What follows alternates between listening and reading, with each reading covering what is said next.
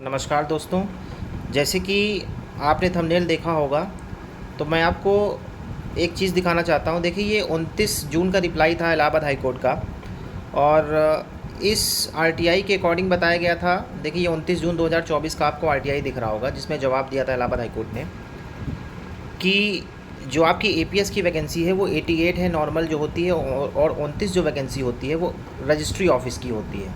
ठीक है, 29 जो होती है वो रजिस्ट्री ऑफिस की होती है। तो 117 वैकेंसी आपकी एपीएस की थी। ठीक है, और जो पीएस की वैकेंसी थी वो 83। ठीक है, ये 29 जून के अकॉर्डिंग है, 29 जून 2024 के अकॉर्डिंग था।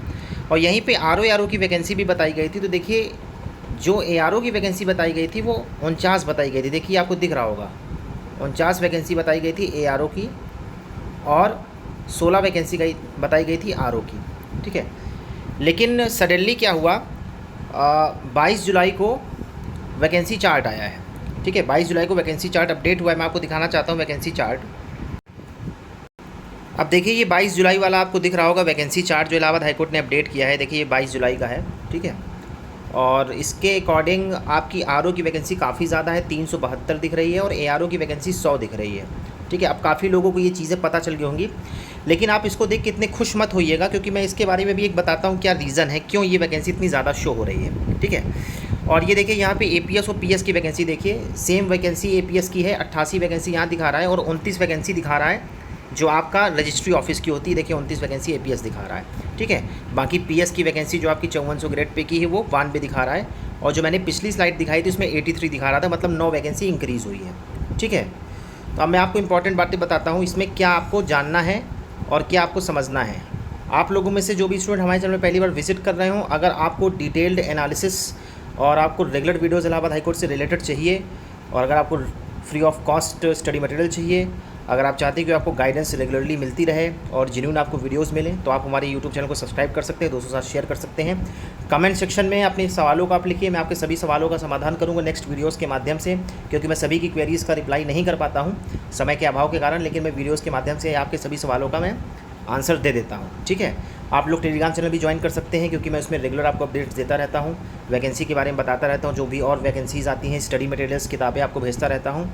और आपको मैं ये बताता हूँ कि देखिए, ये वैकेंसी एक ऐसी वैकेंसी है जिसमें आपको किसी का कोर्स नहीं लेना है। एक्चुअली क्या है ना कि आपको पहले भी मैंने बताया है, 3-3, 4-4, 5-5 मिलियंस वाले जिसके सब्सक्राइबर्स हैं वो यूट्यूब चैनल्स वीडियोस बनाने लगे इलाहाबाद हाई कोर्ट के। तो क्या हुआ, ये वैकेंसी काफ़ी पॉपुलर हो गई, जिसकी वजह से ये वैकेंसी काफ़ी ज़्यादा इसमें कंपटीशन आ गया। और होता क्या है, देखिए, वैकेंसी कम है और कोर्स बेचने वाले अपना बेच के निकल जाते हैं, और आप लोग बाद में मुसीबतों का आपको सामना करना पड़ता है। तो मैं यही कहता हूँ कि देखिए, आपके पास सभी स्टडी मटेरियल्स हैं, आपको समय बर्बाद नहीं करना है। आप वही स्टडी मटेरियल्स पढ़िए जो मैंने टेलीग्राम चैनल में डाला है, सब फ्री ऑफ कॉस्ट है। ठीक है, एक चीज़ बता दे रहा हूँ, जो किताब लूसेंट की थी, पहले क्या होता था, सब लूसेंट को छापते थे, अपना स्टडी मटेरियल देते थे। देखिए, ऐसा कोई भी माई का लाल नहीं है जो खुद से किताब लिखे। इधर उधर से सब कॉपी करते हैं, कोई एनसीईआरटी से कॉपी करता है, कोई महेश बरनवाल से कॉपी करता है, कोई दृष्टि से, मतलब कहीं ना कहीं से सब कॉपी करके अपना स्टडी मटेरियल बेचते हैं। तो मैं आपसे ये कहता हूँ कि अगर लोग कॉपी करके बेच रहे हैं, तो आप जिससे कॉपी किया गया आप उसी को पढ़ें ना। 4 बार आप रिवाइज़ करें, 4 बार आप, मैं गारंटी देता हूँ आपका सिलेक्शन हो जाएगा। ठीक है, हालांकि काम की बात करते हैं, मैं आपका ज़्यादा समय बर्बाद नहीं करूँगा। देखिए, ये आपको दिख रहा होगा आरओ और एआरओ की वैकेंसी। देखिए, आरओ की वैकेंसी आपको कितनी दिख रही है यहाँ पे, एक मिनट, ये देखिए, आरओ की वैकेंसी आपको दिख रही होगी 372। देखिए, आपके सामने आरओ की वैकेंसी दिख रही है, और फिर एआरओ की वैकेंसी आपको दिख रही होगी 100। लेकिन उस वाले स्लाइड में क्या दिख रहा था, आपको 49 वैकेंसी दिख रही थी एआरओ की, और आरओ की 16 वैकेंसी दिख रही थी। तो आप लोग तो इसको देख के काफ़ी खुश हो गए कि यार आरओ की वैकेंसी ज़्यादा हो गई। लेकिन मैं आपको एक अंदर की बात बताता हूँ। एक्चुअली क्या है कि जो 2021 के बैच वाले थे, आपको पता है 2021 के बाद आरओ की वैकेंसी नहीं आई, और ये अगस्त के महीने में वैकेंसी आई थी, 16-17 अगस्त को। सबसे पहले प्रिवेलेंट एजुकेशन ने ही वैकेंसी अपलोड होने के पहले ही 3 घंटे पहले और 1 दिन पहले मैंने बता दिया था कि आपकी वैकेंसी 100% आने वाली है। ठीक है, काफ़ी लोगों को मेरा वो ऑडियो मिला होगा, और हालांकि इसमें काफ़ी विवाद भी हुआ था, खैर वो बात की बात है। तो क्या हुआ था, 2021 के बाद आपकी वैकेंसी आरओ की नहीं आई। ठीक है, अब क्या है कि जो 2021 का बैच था एआरओ का, इनका कहना ये है कि पहले आप हमको प्रमोट करिए, क्योंकि हमको 2 साल हो रहा है नौकरी को, पहले आप हमको प्रमोट करिए, इसके बाद ही आप RO की वैकेंसी निकालिए। तो जो आपको ये 372 वैकेंसी दिख रही है, ज़रूरी नहीं कि ये 372 वैकेंसी ही आए। हो सकता है जो फाइनल आपकी वैकेंसी आए उसमें ARO के पद ज़्यादा हों और RO के पद कम हों। ठीक है, ये मतलब माइंड मेकअप मैं आपको करवा देना चाहता हूँ, क्योंकि देखिए आपको पता है सबके यूनियन होते हैं और इसके बारे में काफ़ी मीटिंग्स भी चल रही है और उनका कहना वैलिड सवाल भी है उनका कि देखिए हमको 2 साल 2.5 साल नौकरी करते हुए हो रहा है, अगर आप RO की वैकेंसी डायरेक्ट निकाल दोगे तो वो लोग हमसे सीनियर हो जाएंगे अगर देखा जाए तो, क्योंकि वो 4800 ग्रेड पे में डायरेक्ट आएंगे और ये 4600 ग्रेड पे में ही बने रहेंगे और जूनियर हो जाएंगे। ठीक है, और ये डायरेक्टली 4800 ग्रेड पे ले जाएंगे तो उनका प्रमोशन फिर बाद में लेट हो जाएगा, जिसकी वजह से क्या है कि ये विवाद चल रहा है इस वैकेंसी को लेकर। अब यहीं पे मैं दूसरी बात करता हूँ PS और APS की। PS और APS में भी यही चीज़ सेम चल रही है, क्योंकि PS की वैकेंसी डायरेक्टली इलाहाबाद हाईकोर्ट पहली बार 5400 ग्रेड पे की नौकरी निकालना चाहता है और APS वाले जो नए 2021 बैच वाले हैं उनका भी यही कहना है कि पहले आप हमको प्रमोट करिए या पहले आप हमको अपग्रेड करिए, इसके बाद ही आप PS की वैकेंसी निकालिए, अदरवाइज़ हम लोग जूनियर हो जाएंगे। तो देखिए अपने हिसाब से वो उनका वैलिड सवाल है। अभी हाईकोर्ट को है कि हाईकोर्ट क्या करता है क्या नहीं करता है, ये उनके ऊपर है। और एक रीज़न और था वैकेंसी लेट होने का कि आपको पता है NTA के पास टेंडर है, NTA परीक्षाएं कराता है इलाहाबाद हाईकोर्ट की, और जो नीट का एग्ज़ाम हुआ था उसमें NTA फंसा हुआ था और विवाद बड़ा भयंकर हो गया था और जिसका रीज़न ये था कि सुप्रीम कोर्ट में केस चल रहा था। हालांकि सुप्रीम कोर्ट में सुनवाई पूरी हो गई और जजमेंट आया तो डिसाइड क्या हुआ कि री एग्ज़ाम नहीं होगा नीट का। तो एक तरीके से क्लीन चिट मिल गई है NTA को। अब उम्मीद यही है कि अब क्लीन चिट मिल गई है, हियरिंग लगभग समाप्त हो चुकी है, तो यही है कि अब जल्दी ही वैकेंसी का प्रोसेस ये लोग शुरू करेंगे। क्योंकि मीटिंग में देखिए डिसाइड क्या हुआ था, आपकी मीटिंग जुलाई के स्टार्टिंग में आ रही थी, एक तरीके से 15 जुलाई के आसपास आपकी वैकेंसी आ जाती, लेकिन बाद में चूँकि ये विवाद काफ़ी बढ़ गया और लगातार ऐसी दिशा में केस जा रहा था कि हो सकता है नीट कराना पड़े, री एग्ज़ाम कराना पड़े और हो सकता है नीट फंस जाए, ये NTA फंस जाए, तो ये NTA के ऊपर काफ़ी बड़ा दाग लगता। तो इसकी वजह से वैकेंसी आपकी होल्ड कर दी गई थी कि अगर NTA दोषी साबित हो गया तो फिर उससे एग्ज़ाम नहीं कराएंगे लोग, तो बाद में एजेंसी ये लोग चेंज करते। लेकिन चूंकि NTA दोषी नहीं है, एक तरीके से ज़्यादा टेक्निकल लूपहोल्स नहीं हुए हैं, तो जजमेंट के अकॉर्डिंग तो अब यही है कि NTA ही आपका एग्ज़ाम कराएगा और एक तरीके से अब एक बार आपकी फिर मीटिंग होगी और वैकेंसी आपकी जल्दी निकाली जाएगी, उम्मीद है। ठीक है, तो अब काउंटडाउन आपका शुरू हो गया है। जो पहली वैकेंसी आपकी आने वाली है वो APS और PS की ही आने वाली है। आप देखिए जितनी वैकेंसी आपको दिख रही है 92 और 88 और 27, मतलब 209 वैकेंसी। देखिए 209 वैकेंसी तो आपको दिख रही है, लेकिन अगर इतना निकाल दे हाईकोर्ट तो बहुत बड़ी बात है, क्योंकि आज तक हाईकोर्ट के इतिहास में 209 वैकेंसी APS PS के तो देखिए PS की तो इससे पहले वैकेंसी कभी आई नहीं, लेकिन APS की जब भी वैकेंसी निकाला है 64 और 68 मैक्सिमम रहे हैं, 64, 68, 70 ये मैक्सिमम रहे हैं। 209 वैकेंसी निकालने में संशय है कि अब 209 निकाल दे तो बहुत बड़ी बात है इसके अकॉर्डिंग। ठीक है, लेकिन आपको अच्छी खासी वैकेंसी देखने को मिलेगी APS और PS दोनों की इसके आधार पर। इसके अलावा जो आपकी दूसरी वैकेंसी जो आपकी होगी वो RO की वैकेंसी होगी, और RO की वैकेंसी में हो सकता है कि आपके RO की वैकेंसी कम हो और ARO की वैकेंसी ज़्यादा हो, क्योंकि उम्मीद यही लग रही है कि पहले ARO को प्रमोट करके RO बनाएंगे। ठीक है, अब देखिए क्या होता है क्या नहीं होता है, तो इस चीज़ में आपका समय भी लग सकता है। ठीक है, और डिपार्टमेंटल एग्ज़ाम तो हो ही चुका है, तो ये चीज़ मैंने आपको बता दी है। हालांकि अगर ARO प्रमोट हो जाते हैं और RO बन जाते हैं तो RO की वैकेंसी कम हो जाएगी, RO की वैकेंसी तो कम हो जाएगी, लेकिन बाद में ARO की वैकेंसी ज़्यादा हो जाएगी। ठीक है, मतलब जो ये 100 है तो ये हो सकता है 300 350 हो जाए। तो अल्टीमेटली जो आपको फाइनल वैकेंसी देखने को मिलेगी वो 350 से लेकर 400 तक आपको फाइनल वैकेंसी RO की दोनों टोटल मिलेगी। अब कितनी होगी ये बताना भी मुश्किल है, लेकिन हाँ अभी के अकॉर्डिंग मेरे हिसाब से जो अंदर की बातें हैं उस आधार से आपकी ARO की वैकेंसी ज़्यादा होगी, RO की कम होगी। अब ये हाई कोर्ट हो सकता है कि हाई कोर्ट जो उनका यूनियन है, यूनियन की बात ना माने, मीटिंग में रिजेक्ट कर दिया जाए उनका प्रपोज़ल, तो हो सकता है कि जो ये वैकेंसी आपको चार्ट में दिख रही है ऐसे ही आ जाए, मतलब RO की वैकेंसी ज़्यादा आ जाए, ARO की वैकेंसी कम आए। ठीक है, तो ये बात की बात है, लेकिन मेरे हिसाब से ARO की वैकेंसी ज़्यादा होगी, RO की वैकेंसी कम होगी और 350 से 400 के बीच होगी।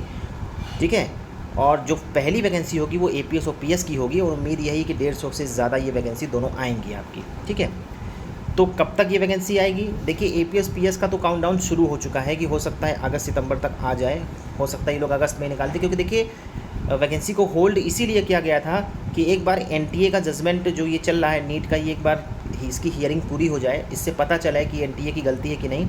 अगर एनटीए की गलती पकड़ी जाती और परीक्षा अगर री एग्ज़ाम होता तो बाद में टेंडर चेंज करते, एजेंसी चेंज करते, लेकिन चूंकि एक तरीके से क्लीन चिट मिली है तो अब एनटीए ही कराएगा, तो उम्मीद की जा रही है कि अब जल्दी ही ये वैकेंसी आपको देखने को मिलेगी। ठीक है, तो काउंटडाउन शुरू है आपकी वैकेंसी का और अगस्त तक ये वैकेंसी आपकी आ जाएगी एपीएस पीएस की। ठीक है, और फिर उसके कुछ दिन बाद मतलब एक तरीके से अक्टूबर नवंबर में आपकी आरओ की वैकेंसी आ सकती है, आरओ की। ठीक है, बहुत सारी अंदर की बातें हैं जो मैं आपको नहीं बता सकता हूँ, तो ये मैंने आपको बता दिया है। देखिए ग्रुप सी ग्रुप डी वाले स्टूडेंट्स का भी सवाल था कि क्या ग्रुप सी ग्रुप डी की वैकेंसी आ जाएगी। देखिए सुनने में तो यही आया था कि ग्रुप सी ग्रुप डी मतलब डिस्ट्रिक्ट कोर्ट की वैकेंसी आएगी। सब कुछ एपीएस पीएस की वैकेंसी के ऊपर है। अगर एपीएस पीएस की वैकेंसी जल्दी आ गई आपकी, मतलब अगस्त में अगर आ गई, तो फिर सब लाइन से लगी हुई हैं। अगर यही वैकेंसी आपकी लेट हो गई कुछ रीजंस की वजह से, मान लीजिए जो एपीएस पीएस का था, अगर इसी वजह से कुछ वैकेंसी लेट हो गई और अगर दशहरा इसमें पार हो गया, तो फिर हो सकता है साथ निकालने के चक्कर में ये वैकेंसी और डिले हो जाए। हालांकि मैं अभी का जो सिनेरियो बन रहा है उस आधार पे मैं बता रहा हूँ। उम्मीद यही की जा रही है कि अब वैकेंसी आपकी जल्दी आएगी एपीएस पीएस की, और अगर एपीएस पीएस की वैकेंसी जल्दी आती है तो फिर आपकी आरओ भी आपकी साथ में लगी हुई है और ये लोग अक्टूबर नवंबर तक आपकी आरओ की वैकेंसी निकाल देंगे।